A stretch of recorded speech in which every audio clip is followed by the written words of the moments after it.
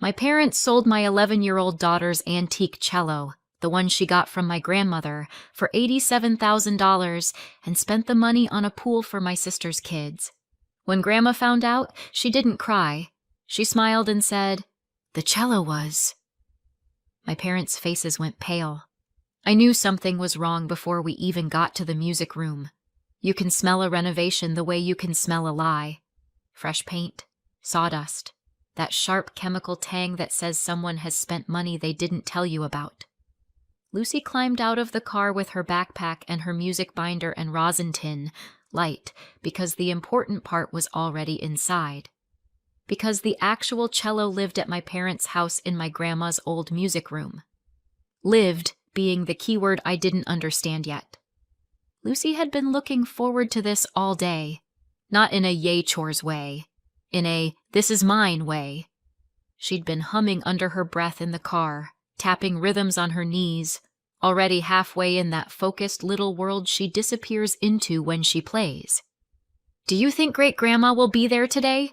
Lucy asked, pulling her ponytail tighter like she could control the universe with elastic.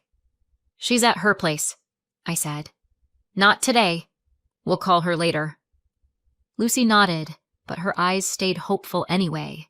Like maybe my grandma had changed her mind overnight and came back to the house because she missed the smell of my dad's aftershave and my mom's passive-aggressive sighs.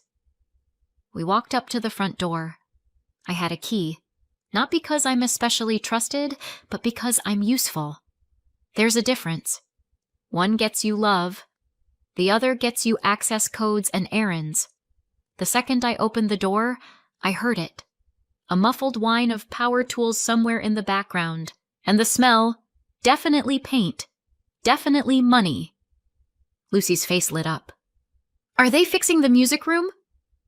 I didn't answer right away because my brain was still doing that slow, dumb buffering thing it does when reality doesn't match the script. We stepped inside. A tarp covered the hallway runner like the house was preparing for surgery. Cardboard boxes lined the wall. Someone had taped off the entryway with blue painter's tape, which is a polite way of saying, "Don't touch anything, peasant." Lucy tiptoed like she was in a museum. "Mom!" I called, loud enough to reach whatever part of the house my mother currently ruled from. No answer. Lucy headed toward the back window. "Whoa!" I followed her gaze and felt my stomach drop. The backyard looked excavated, like the earth had been peeled open and rearranged. A big rectangle had been carved out where the grass used to be. Piles of dirt sat like small mountains. There were forms along the edges, rebar, stacks of pavers. It wasn't finished, but it was absolutely not subtle. A pool. A full-on in-ground pool. Because why quietly improve your life when you can broadcast it to the neighborhood with heavy machinery? Lucy blinked. "Is that for us?" There was so much hope in her voice that I actually hated everyone I was related to in that moment. "I don't know," I said carefully. "Let's get your cello." We walked down the hall toward the music room, which had always been my grandma's territory even when she lived with them. She'd turned it into a little sanctuary, temperature-controlled, humidifier humming quietly, shelves with old sheet music, a lock on the cabinet because she wasn't born yesterday. Lucy loved it in there. She said it smelled like polish and peppermint tea. I said it smelled like someone who still believed in boundaries. I pushed open the door. The humidifier was still running. The stand was still there. The corner where the cello case always rested, where Lucy's cello rested like it belonged to her, was empty. Not moved. Not put away. Empty. Lucy didn't scream. She didn't even inhale. She just froze. Then she walked to the corner, slowly, like she was approaching an animal that might bite. She looked down at the spot, looked up at the shelf, looked behind the chair like maybe it had fallen and no one had noticed for several days. Then she turned to me. "Did Great-Grandma change her mind?" she asked, voice small and careful, like she was trying not to disturb the air. My throat tightened. "No!" Lucy swallowed. Then where is it? She didn't sound angry. That would have been easier. She sounded careful, like the question itself might get her in trouble. Her fingers drifted to the edge of the stand like she expected to feel the cello there. Wood, weight, something real. And when there was nothing, she pulled her hand back fast, like she'd touched a hot stove. Her eyes got glossy, but she didn't let anything fall. She just nodded once, too hard, like she was forcing the moment to behave. I didn't answer, because I didn't know. Not for sure. But I could already feel where this was heading, and I hated that my kid was standing in the middle of it. I left Lucy in the music room because I needed her not to see my face when I found out. I marched toward the kitchen. My mom was there, of course. She was always in the kitchen when she wanted to look like she was holding the family together with her bare hands. She had a mug in one hand and her phone in the other. Her hair was pulled back like she'd been busy, which in my family usually means busy ignoring something. My dad sat at the table scrolling through something on his tablet, calm as a man who believes the world will always make room for him. My sister Rachel was perched on a stool, sipping something green and expensive looking. She didn't look up when I walked in. She barely ever did. "Where's Lucy's cello?" I asked. My mom blinked slowly like she was confused why I'd bring up something inconvenient during her morning coffee. "Good morning to you too, Emily," she said. I stared at her. My dad sighed. "What's the problem now?" I could feel my heart doing that annoying thing where it tries to climb out of my chest and find a quieter family. "Lucy's cello," I repeated. "Where is it?" Rachel snorted without looking up. "Oh, please!" My mom took a sip of her coffee. "Your father handled it." Handled it. That phrase is like a red flag printed in cursive. "Handled it how?" I said. My dad finally looked up. "We sold it." The room went strangely quiet, like the house itself wanted to hear what happened next. I blinked. "You sold it?" "Yes," my dad said, like he was explaining taxes. "It was valuable. It was sitting there. Your grandmother wasn't even using it." "It wasn't hers," I said. "It was Lucy's." Rachel laughed. "She's 11. My mom set her mug down with a soft clink. "Emily, don't start." "Don't start," I repeated. "You sold my daughter's cello." My dad leaned back. "It was a family asset." "No," I said, voice sharper now. "It was set aside for Lucy. My grandma was clear about that." Rachel finally looked up, eyes bright with annoyance. "And my kids are what? Chopped liver?" Ben and Olivia weren't even in the room, and somehow they were still the main characters. My mom waved a hand toward the backyard. "We're doing something nice for the children." I stared at her. "The children," she said again, like she expected a round of applause. "Ben and Olivia deserve space. They deserve—" "And Lucy doesn't," I said. My dad rubbed his forehead, already tired of me being a person. "Lucy will be fine with a student cello. You can rent one. Plenty of kids do." Lucy will be fine. That's my family's favorite prayer. It means, we did what we wanted, and we're not dealing with your feelings. I could feel my hands shaking. I forced them still on the counter. "Where is it?" I asked, quieter now. "Who did you sell it to?" My dad shrugged. "A guy. Collector. Paid by wire. Quick sale." Of course. My mom's eyes sharpened. "And before you get any ideas, you are not telling your grandmother." I stared at her. "She doesn't need stress," my mom said, voice clipped. "She's settling in at her facility. Professionals are taking care of her. Let her have peace." "You mean, let you have peace," I said. My dad's expression hardened. "Don't make this about you." I laughed once, sharp and humorless. "It's about my kid." Rachel leaned forward, voice sweet in that fake way that makes you want to check your wallet. Emily, honestly, you're always acting like Lucy is some tragic orphan. She's fine. She has you.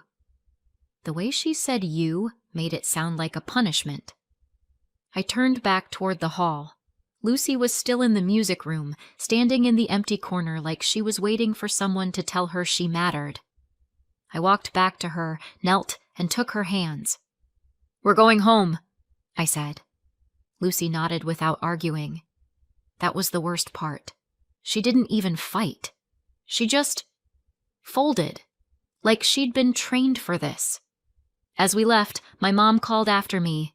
"Emily, do not call your grandmother. Do you hear me?" I didn't answer. Because I did hear her.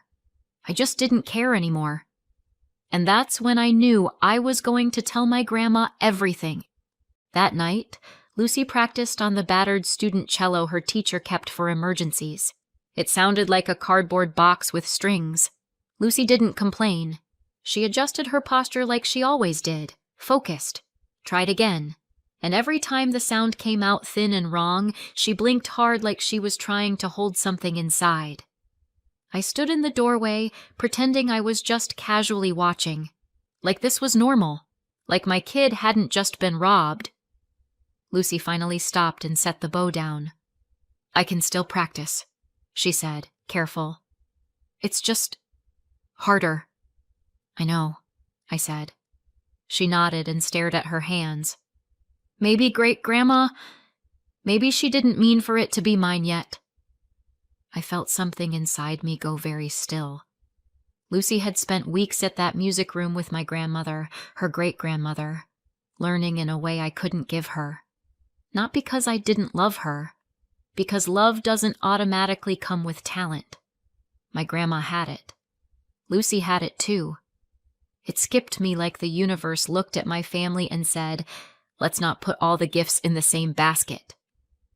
My grandma used to sit beside Lucy and correct her grip with 2 fingers and a look. She'd say things like, "Your left hand is talking too loudly," which made Lucy giggle, then fix it anyway.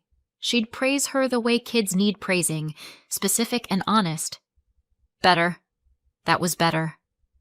Not the empty kind. Not the kind that says good job while still checking your phone. Lucy felt seen with her, in a house where she usually had to shrink. Because that was the pattern. In my parents' house, Ben and Olivia could shout, spill juice, run through hallways like tiny kings and queens, and it was adorable. It was kids being kids. It was, they're so spirited. Rachel, her husband, and the kids were living there too, one of those temporary arrangements that had lasted long enough to grow roots. Lucy was expected to be quiet, polite, grateful. If Lucy laughed too loudly, my mom would say, "Inside voice, sweetheart," with a smile that didn't reach her eyes. If Ben yelled, my dad would laugh and say, "He's got lungs on him." If Olivia demanded attention, Rachel would scoop her up like she was a celebrity. If Lucy needed anything at all, it was treated like an inconvenience. Lucy learned to take up less space the way other kids learn math. My grandma noticed. She didn't always intervene. She was still my mom's mom, and family politics are its own kind of landmine. But my grandma did something quieter. She carved out a space where Lucy didn't have to apologize for existing. That space was the music room. It made practical sense, too. My apartment wasn't exactly designed for antique instruments and long practice sessions. It was safe, clean, and mine, but small. Sound traveled. Neighbors complained. And a cello like Grandma's, and now Lucy's, wasn't something you left in a corner near the radiator and hoped for the best. So we stored it there. In the controlled room. In the cabinet. With the little humidifier humming like a promise. And my grandma had been careful. Not just emotionally careful, paperwork careful. She'd had the cello appraised, photographed, documented. She'd shown me the file once, not because she wanted to brag, but because she wanted me to understand.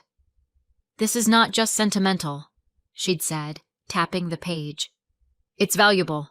People get strange around valuable things." I'd nodded, because yes, people got strange around valuable things.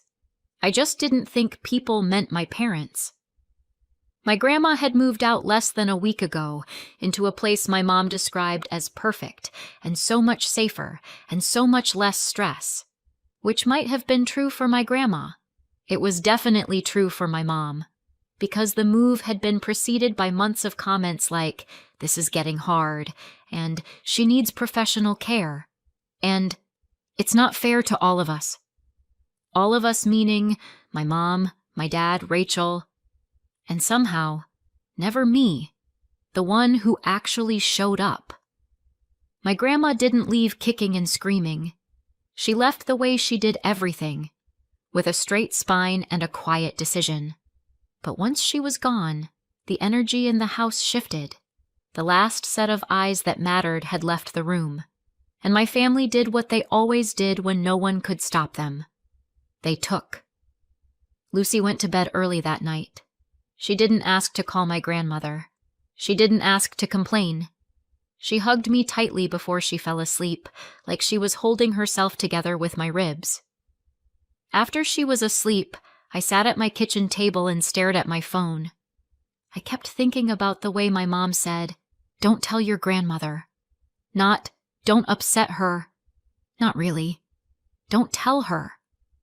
Like the truth was a weapon and they expected me to keep it holstered for their comfort. I realized something then, and it wasn't pretty. I'd spent most of my life trying not to be difficult. I thought being easy was the same as being loved. It isn't. It's just easier for everyone else, and I wasn't going to teach Lucy that lesson. So the next morning, I drove to my grandma's place. My grandma lived in a bright, tidy apartment in an assisted independent living community that smelled like lemon cleaner and expensive hand soap. It wasn't depressing. It was controlled. There's a difference. A staff member at the front desk smiled and asked who I was visiting, as if my family hadn't just detonated itself. "Margaret," I said. "Ah," she said warmly. "She's in the lounge. She's been expecting you." Of course she had. My grandma was in an armchair with a book in her lap and her glasses perched on the end of her nose like she was about to judge the author personally. She looked up the second I walked in. "Sit," she said. "Your face is doing that thing." I sat down across from her. They did. My grandma didn't flinch. She just waited. So I told her. I kept it simple. The missing cello. The pool excavation, the words my parents used, family asset, Lucy will be fine, don't tell Grandma. My grandma listened without interrupting, the way people do when they're collecting evidence. When I finished, she closed her book slowly. "And Lucy?" she asked. "She went quiet," I said. "She asked if you changed your mind." My grandma's expression didn't crumple. It hardened. Not into rage, into clarity. "She thought it was her fault," my grandma said softly. I nodded. My grandma exhaled through her nose. One sharp breath. Then she asked, "When did you last see the file?" "What file?" "The cello documentation," she said. "Appraisal. Photographs. Identifiers." "I saw it months ago," I said. "You showed me." My grandma nodded. "Good." She leaned forward slightly. "Emily, do you have any texts about the pool? Any pictures? Anything that shows the renovations started right after I moved?" "I can screenshot Rachel's posts," I said, because of course Rachel had posted. Rachel could post her own funeral if the lighting was good. My grandma nodded. "Do that." I stared at her. "Grandma, are you okay?" My grandma looked at me over her glasses. "I am not the one who should be worried," she said. Then she reached for her phone. "I'm going to make a call." I didn't ask who she was calling. My grandma had always had a way of keeping her cards close. My family treated that as sweet and old-fashioned. It wasn't. It was strategic. She made the call, spoke quietly, then hung up. "I will handle it," she said. I blinked. "How?" My grandma gave me a small smile. "Not with yelling," which, in our family, was basically a miracle. She reached across and squeezed my hand. Her fingers were warm, firm. "Lucy is going to get her cello back," she said. My throat tightened. "How do you know?" My grandma's eyes sharpened. "Because it was never theirs to sell." I froze. My grandma watched my face like she was choosing how much to reveal. "Not today," she said gently, like she could read my thoughts. "I will explain when it matters." She stood up. "Go home. Be with your child. Let her practice. Let her feel normal where she can." "What about my mom and dad?" I asked. My grandma's smile didn't reach her eyes this time. "Let them enjoy their pool." I drove home feeling like I'd walked into a room where the air pressure changed. And then, nothing happened. Not publicly, not immediately. Weeks passed. 6, give or take.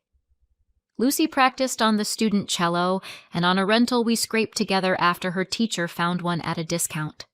It wasn't awful, but it wasn't hers. The sound didn't bloom the same way. Lucy adjusted anyway, because Lucy was the kind of kid who adapted even when she shouldn't have to. The worst part was that she didn't complain. She just got quieter. Meanwhile, my parents posted pictures of construction progress like they'd personally invented concrete. Rachel posted Olivia holding a tiny inflatable flamingo, Ben wearing goggles, captions like "making memories" and "worth every penny." No apology. No mention of the cello. Just smiling faces and a giant hole in the ground. That night, the invite didn't come to me at all. It landed in the family group chat like a flyer taped to a pole. BBQ. Saturday, 2 p.m., pool reveal. Bring a side if you're coming. No, hope you can make it. No, miss you. Just logistics. Because in my family, feelings are optional, but potato salad is mandatory. I stared at the screen. Lucy glanced over my shoulder again. Her face stayed blank. "Are we going?" I opened my mouth and didn't have an answer yet. The next morning, my grandma called me. "We're going," she said. I swallowed. "Grandma, what are you doing?" My grandma's voice was calm. "I'm doing what I should have done earlier." I started to ask more, but she cut me off. "Emily," she said, "I don't want Lucy watching you swallow this." My chest tightened. "Okay." There was a pause. Then my grandma said, "It's in motion." "In motion?" I repeated. "The cello," she said. My heart kicked. "What do you mean?" She just smiled and said, "You will find out soon enough." Saturday was hot in that oppressive way that makes you feel like you're breathing through a wet towel. Perfect pool weather. Perfect, look how great we're doing weather. Lucy wore her swimsuit under her clothes because she's 11 and Hope is stubborn. She didn't talk much on the drive over. Neither did I. When we pulled up to the house, cars lined the street. People I recognized from holidays. Aunts, uncles, cousins, neighbors. The kind of crowd my family loved because it made them feel important. The backyard looked like a brochure. Blue water shimmered under the sun. The stone deck was spotless. The pergola had string lights like they'd watched one home improvement show and decided they were experts. Ben was already in the pool, splashing like a tiny shark. Olivia sat on a float with sunglasses on, because of course she did. Rachel was holding a drink and laughing loudly at something someone said, like she was hosting a talk show. My mom stood near the grill with that "I am the matriarch" posture she practiced in mirrors.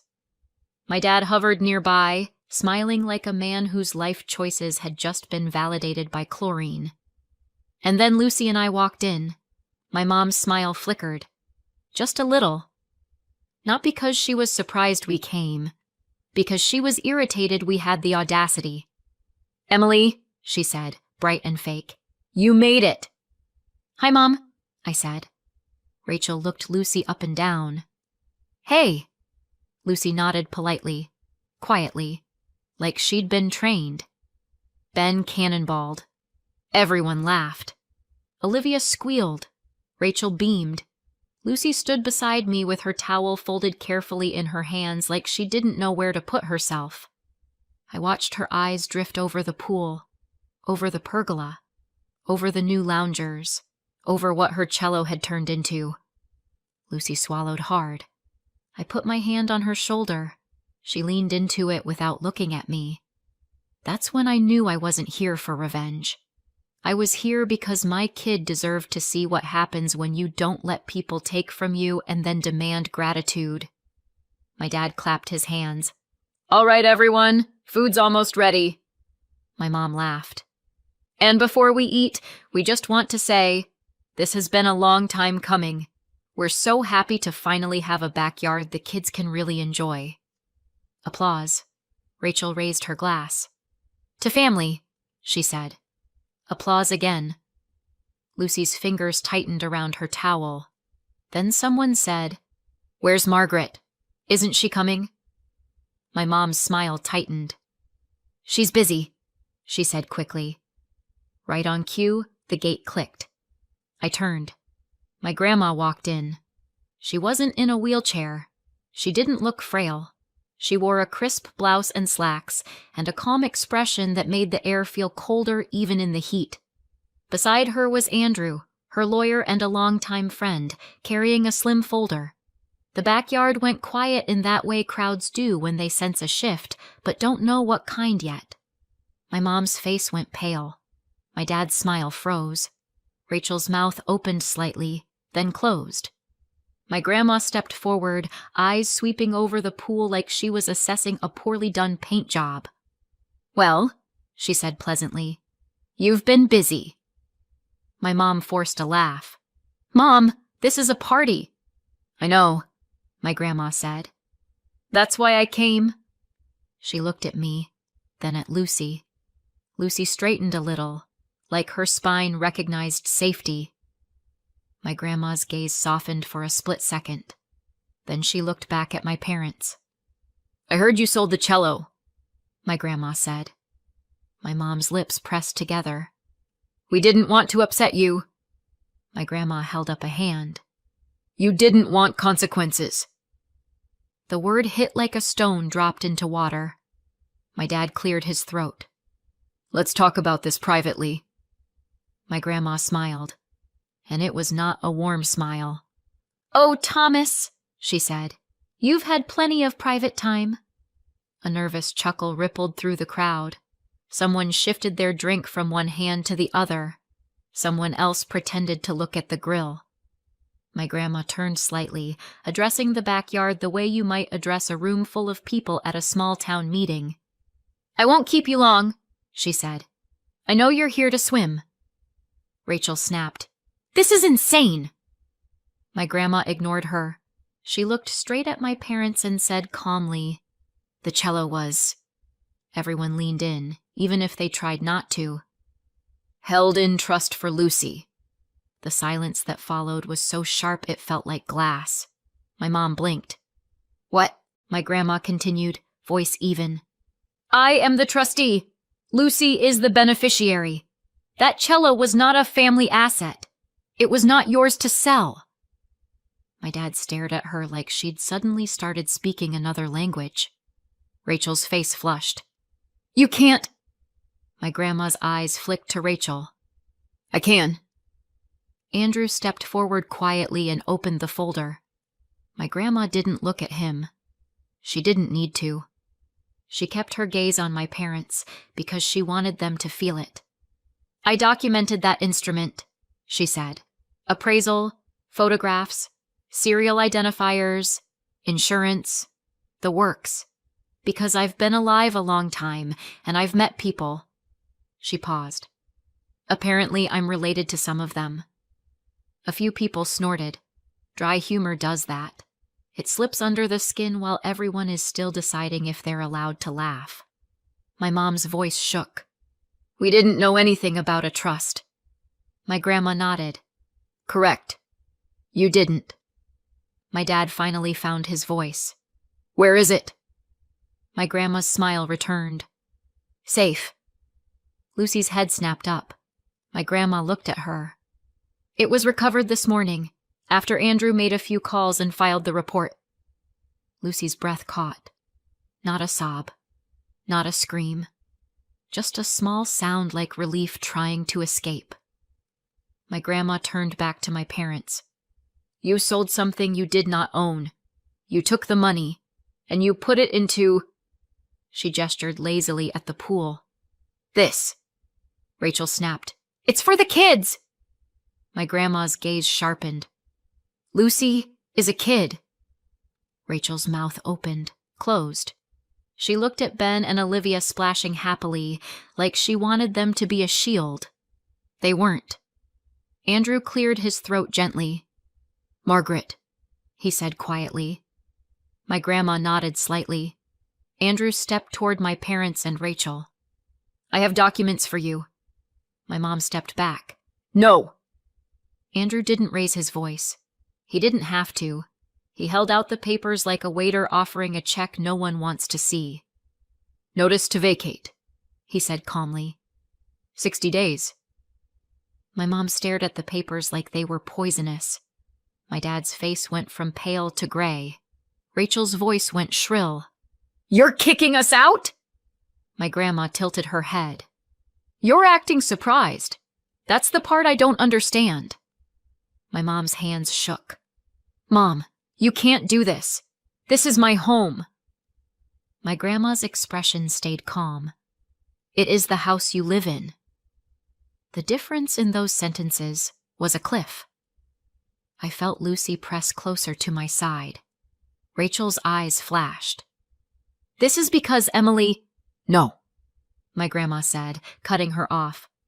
This is because you sold a child's instrument and poured the money into a pool like it was Monopoly. My dad's voice cracked. We improved the property.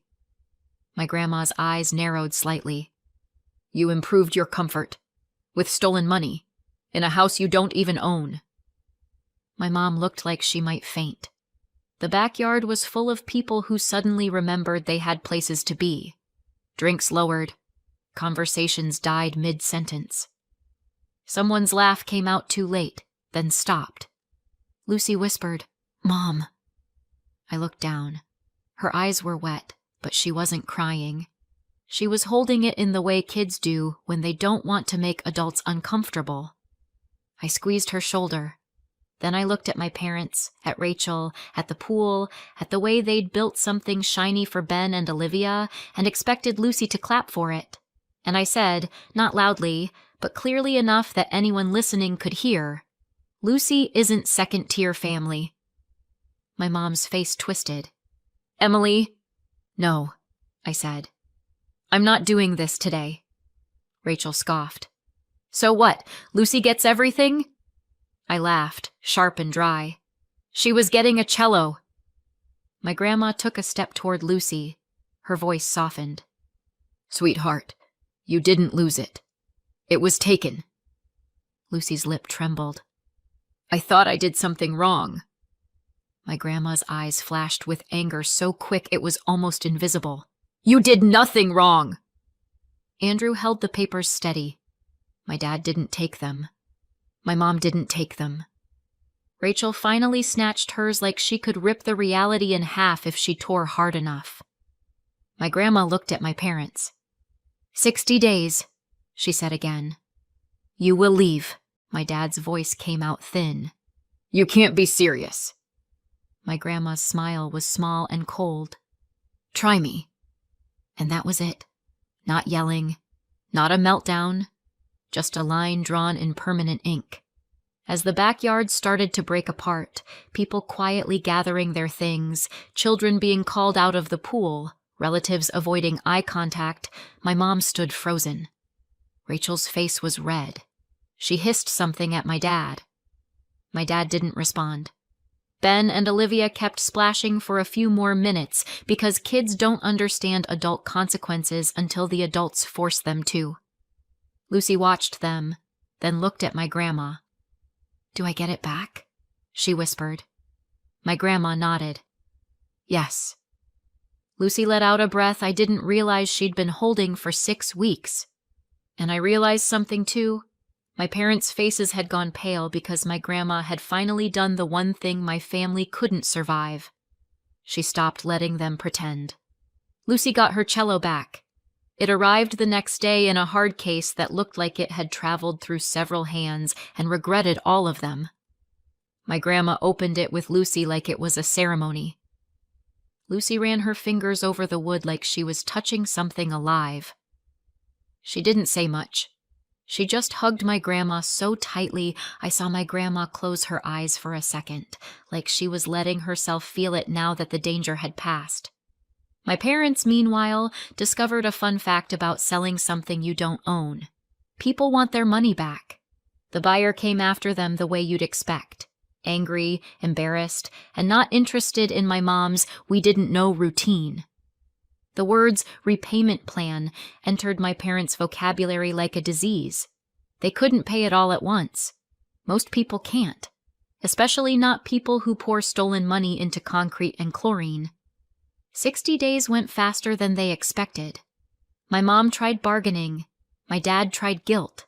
Rachel tried rage. My grandma didn't move.